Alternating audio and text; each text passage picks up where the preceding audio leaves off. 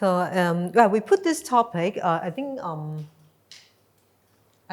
in JCAP, maybe I can ask. Like very often, we may encounter situations when that people who come for in Discernment in Common, you will come across a group. Maybe some of them are not even Catholics, right? Would that happen in other provinces? For example, in the Chinese province, for example, I recall the experience of the Jesuit school in Hong Kong. Even the board members, the school board, because according to the government, the school board includes representatives from parents, includes teacher representatives. And very often in the Hong Kong population, they are not Catholics, not even like of Christian religion, maybe no specific affiliation to any religion's belief. So this often happens when we are like when the school is discerning like maybe the apostolic planning or future direction. Yeah, I remember just before I came, I videotaped. I did a videotape to a social apostolate in Taiwan, because they are having their apostolic planning, and they are having a staff gathering, about 50 staff. And they want to invite either Elton or me to be with them to introduce apostolic planning. But that was the day, this coming Saturday. So we both of us, we can't, because we are either on the plane flying home or staying here. And so what I did is I videotaped myself some sessions. And the director told me most of them, they are non-Catholic. So they include social workers, they include frontline helpers, help the elderly people. They include back office staff. Maybe a few of them are Protestant. I remember last time they come to Hong Kong to do a retreat. About 15 or 20 came, and only 2 are Catholic, and these 2 are Jesuit fathers.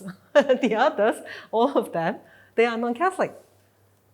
I don't know, this is a situation in the Chinese province as much as I know. So anyway, whether it is a very significant in your place or whether it is not the main, we can think about the adaptation, both including religion or culture.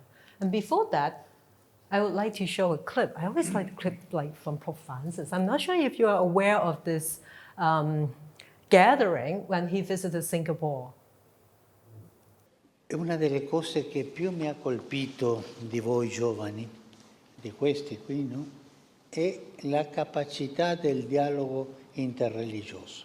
One of the things that struck me about all of you here is your ability to engage in interreligious dialogue. E questo è molto importante. And this is very important. Perché se voi incominciate a litigare, la mia religione è più importante della tua, la mia è la vera, la tua non è vera, dove ci porta questo? Because if we start to fight amongst ourselves and saying, my religion is more important than yours, my religion is true, yours is not, where will that lead us? Dove? Where will it lead us? Qualcuno risponda, dove? Someone respond. Where would it lead us? Forte. D'istruzione. È così. E ci vuole litigare. Yes, it's okay to discuss and to... Tutte le religioni sono un cammino per arrivare a Dio. Because every religion is a way to arrive at God. Sono, dirò una comparazione, sono come diverse lingue, diversi idiomi per arrivare lì. Sort of a comparison, an example would be they're sort of like different languages in order to arrive at God. Ma Dio è Dio per tutti. But God is God for all. E come Dio è Dio per tutti, noi siamo tutti figli di Dio. And if God is God for all, then we're all sons and daughters of God. Ma il mio Dio è più importante del tuo. But my God is more important than your God. È vero quello? Is that true? C'è un solo Dio lì.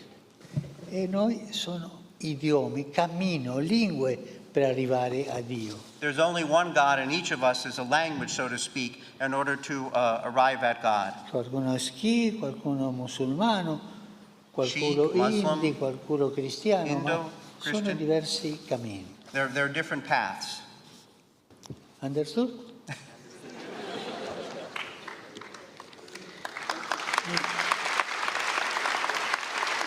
Ma per il dialogo interreligioso fra i giovani ci vuole coraggio. In order to have interreligious dialogue among young people, it takes courage. Perché l'età giovanile è l'età del coraggio. Because youth is really the time when they're the time of courage in our lives. Ma tu puoi avere questo coraggio per fare cose che non ti aiuteranno, per esempio, no? But you can also have this courage and use it for things that really don't help you. Ma tu puoi avere il coraggio per andare avanti. Or- È il dialogo. Or you can use that courage in order to move forward and to engage in dialogue. E una delle cose che aiuta tanto One of the things that helps very much è il rispetto e il dialogo. is to respect dialogue. Yeah. So, Pope Francis has said, God is God for all. And every religion is a way to arrive at God. I remember quite a couple of years back then, during COVID time, I had once joined the interreligious dialogue, the JCAP interreligious dialogue with Muslim, and joined one of their meetings. And in that meeting, one of the remark actually was by James Hanfi. They invited Father James Hanfi as a guest. And one of his remark really struck me is he said that before dialogue, or maybe the foundation for dialogue, first of all, is to contemplate how is God present to them. That really gave me some insight. I mean, before thinking about dialogue, because otherwise dialogue just becomes persuading. And before, what really leads to true dialogue is, do you contemplate how is God also present to Muslim, to Buddhists, even to people without a specific religious belief? For example, and he mentioned about discernment. How do they discern? How do they deliberate? How do they make decisions? They also make good decisions. So first is to contemplate, how do they do that? And that really inspires me, right? Yeah. And yesterday, I searched that immediately and I copied the line. If you look at this sentence, it was in yesterday's morning prayer. How to pronounce that? Pangu. Pangu means true maturity begins when a person learns to step back from uncontrolled desire and live with inner clarity. Do you find some similarity with our Ignatian language? Yeah. Step back from uncontrolled desire. We talk about spiritual freedom, right? Free from inordinate attachment. Clarity, we talk about consolation. There are so much similarity. Yeah, think of it this way. And sometime this year, I had an opportunity to talk about spirituality to groups of people who do not have a Catholic or Christian religion. I remember a group of young social enterprise, youngster working in social enterprise in mainland China. They came to our retreat house to use our place. Of course, they are doing their own spirituality with their religion. But they want me to introduce the spirituality work in our house. So I have a chance to talk to this about 20-something young people. And I quote this from the psychology, from the spiritual psychology perspective. So Lisa Miller is a psychologist. Although she herself is a Jew, so she may has Jewish faith, but in terms of psychology, it is like non-religious language. And her research is to look into children. But anyway, But she defines, in her findings, that every human being is a spiritual being. And she defines spirituality. Let's look at the definition. This is from a psychology, professional, non-religious perspective. But her definition of spirituality is an inner sense relationship to a higher power that is loving and guiding. Does that resonates with us? Very much, but non-religious language. Higher power means for some people maybe God, and then for others maybe creator, spirit, nature, universe, divine presence. Spirituality encompasses our relationship and dialogue with this higher presence. That makes us bringing colloquy much easier to talk to people with the religious understanding, because it is common to human being, no matter what religion or religious and having religion or not even having religious belief. So this is the language that they use. A recent experience for me personally to think about how to talk to people without using religious language is this. Last November, or end of November, when I was in Salamanca. So this tragic incident happened in Hong Kong. Probably you have heard in the news that a major housing area where there are 5 main blocks of building, they were on massive fire and over 160 people lost their life. It was terrible, a situation in Hong Kong. I remember a joke when I was in Salamanca, and you know our program is called Ignite the Way, and they keep saying, now go and set the world on fire. And I go and talk to Father Jose de Pablo. I said, never set the world on fire, it's terrible. Yeah, so this was the situation. And then in Hong Kong, we have some counseling work for the victims of this incident. So there were a couple of social organizations. They put together social workers, clinical psychologists to offer counseling for the victims who have lost their family members. And the university, one of the social work department in the Hong Kong University of Hong Kong, they have a program to support these helpers, the social workers, the clinical psychologists. Recently, the department head, a good friend of mine, she called me and she said, Sally, can you help do some program about spirituality? Because they have been running different programs to help the social workers, including mindfulness, counseling, support. And they are at the point they feel that there is something beyond what human effort can do. And they think this is spirituality. Interesting, she told me, the reason why I find you, because first, you are not a priest, you are not a nun, you are not a monk. Yeah, they have connection with all this, like Buddhists, Catholic. She said, but I don't want to find them. I want to find somebody who don't have the image of being a religious person. Yeah.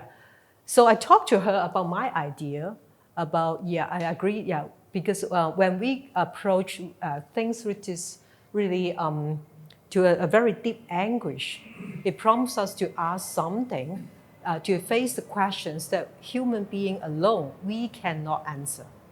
And that is the point that we have to, in our language, is when we come into contact with God, and only God can provide the answer. So after I talked to her, and we both agree on what we are going to do in a non-religious way, she wrote me a synopsis, which she's going to, she used that for promotion and publication. And let's look at the synopsis. I think it was like beautifully written.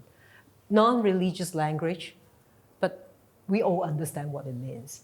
Beyond the limit where human efforts can cope lies existential questions that human soul yearns to understand. Even people with their religions belief, they know we have a human soul. We want to understand. Regardless of religious belief, spirituality offers a pathway. You use the word transcendence. The soul's desire for deeper meaning. Desire for deeper meaning. And they use terms such as compassion, presence, deep connection, or ethical clarity, meaning that exceeds the self. So it's possible to have, not using that language, but we are talking the same thing. Yeah. And in Christina's book, Welcoming the Spirit, the book that is a communal discernment approach to pastoral planning, she has a lot of illustration about non-religious language. So, for example, she say when we talk about like the divine love for all creation, which is the theological foundation for communal discernment and apostolic planning. God labors actively in the world. If we use non-religious language, she gave the example like positive and prevalent life-giving force in the universe, such as when they contemplate the beauty of nature, the goodness of certain people, etc. And we talk about, as a result of the divine loving initiative, our desire for union with God, human beings are innately oriented towards greater fullness of life. This manifests itself in human beings' apparently unlimited thirst for fulfillment and love. Make sense? Yeah. So I use this as an introduction. I would like to invite you to come together and bring together our minds and think about the possible ways in your country, in your culture. How are we going to adapt the language that we often come across during, like you can think about in our spirituality, in our discernment? Yeah. What are the, if you have cases, if you have experience, that is even better.